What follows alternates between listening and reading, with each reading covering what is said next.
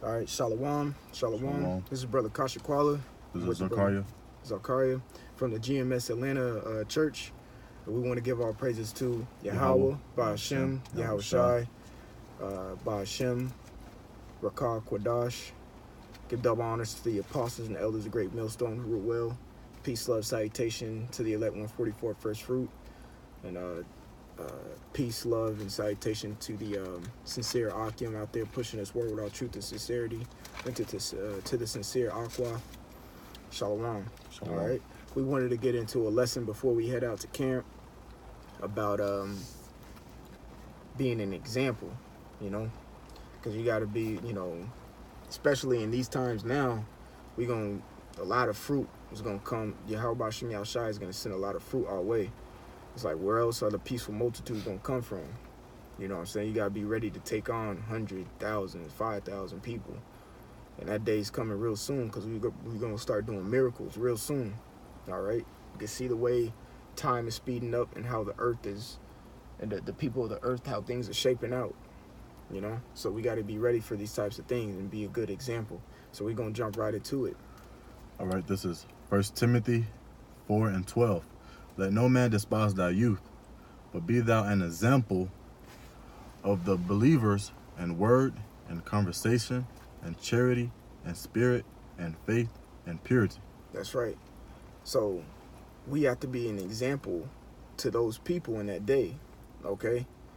Especially the ones that Yahweh Shem Yahushai is going to bring in and present to us, okay? We got to lead by example.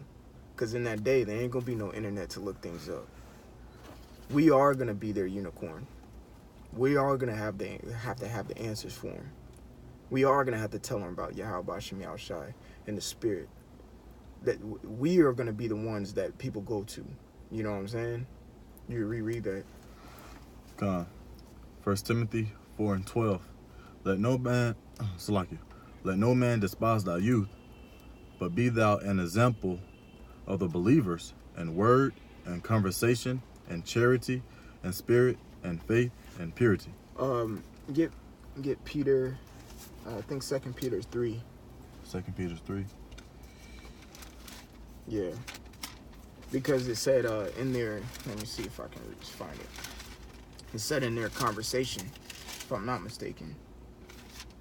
Yeah, because conversation goes back to the word conduct. So how you should be an example. Your conduct should, how you act, how you portray yourself should be an example to people as well, how you carry yourself. So 2 Peter 3, verse, verse 11. Seeing then that all these things shall be dissolved, what manner of persons ought ye to be in all holy conversation and godliness? It said all these things shall be dissolved, meaning the things in this earth, literally, okay, shall be dissolved by nuclear fire.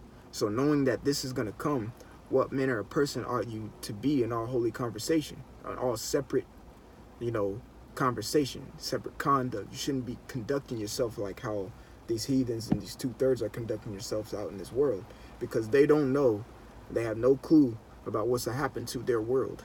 Okay, but we understand what's going to go on. Okay, so we are going to conduct ourselves in a correct manner and be an example to people.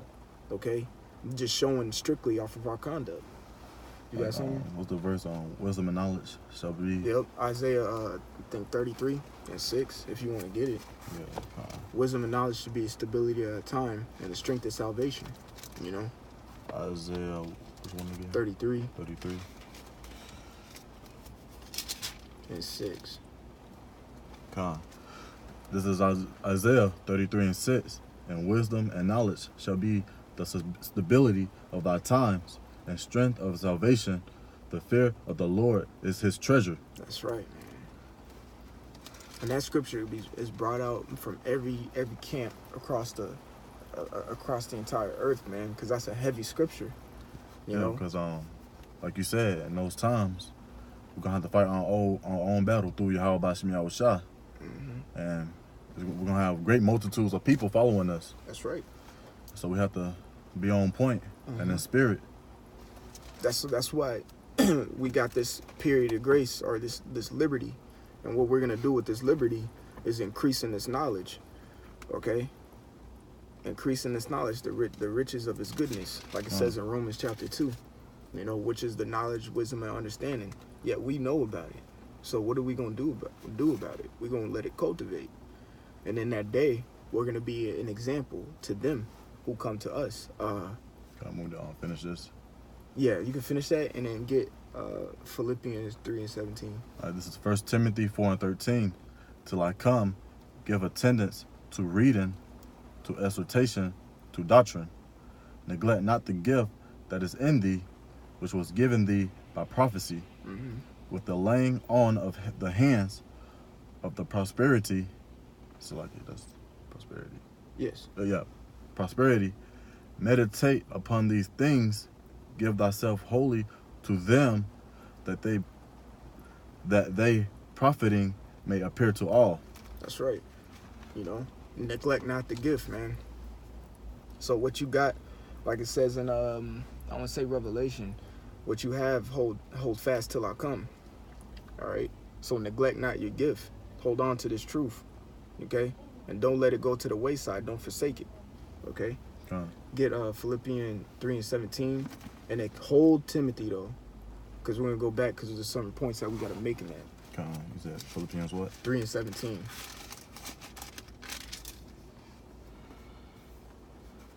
All right, this is Philippians 3 and 17. Brethren, be followers together of me, and mark them which walk so as ye have us for an example. For many walk, of whom I have told you often, and now tell you even weeping, that they are the enemies of the cross of Hamashiach. You see, it says, but in verse 17 was a point. It says, brethren, be followers together of me. Hey, this is a letter to Philippi, okay? You know, and it says, Salat, and it says, and mark them which walk as ye have us for an example, okay? We have the apostles and elders of Great Millstone as an example. They're setting the example of how we need to be, okay? So we're going to follow that, and we're going to be examples to others, okay, that are in this faith. You know, younger brothers who may come in, you got to be a good example. You can't just be doing whatever the hell you want, and then they think you can do whatever they think they can do whatever the hell they want in this truth. That's not so. You got to be a good example. You know what I'm saying? So you can go back to that Timothy, and we can go to the point where it says meditate. This is 1 Timothy 4 and 15. Meditate upon these things, give thyself wholly unto them, that they profiting may appear to all. Go ahead and get your precept to that. Because you got to meditate on the things that are given to us. If you're meditating continually on Yahweh Shem Yahushai and His truth, you're going to be a great example. You're always going to be in the spirit. You know, all your conversation, everything you say is going to be dealing with the scriptures, or giving good counsel, giving good admonishment, exhortation. The scriptures say we exhort each other daily when we see that day approaching. And that day is approaching right around the corner. You know what I'm saying? You got it. This is Joshua 1 and 8. This book of the law shall not depart out of thy mouth. That's right. But thou shalt meditate therein day in and night. Day in and night. You got more on that? Go continue. That thou mayest observe to do according to all that is written therein. For then thou shalt make thy way prosperous, and then thou shalt have good success. That's right. Go to Psalm chapter 2.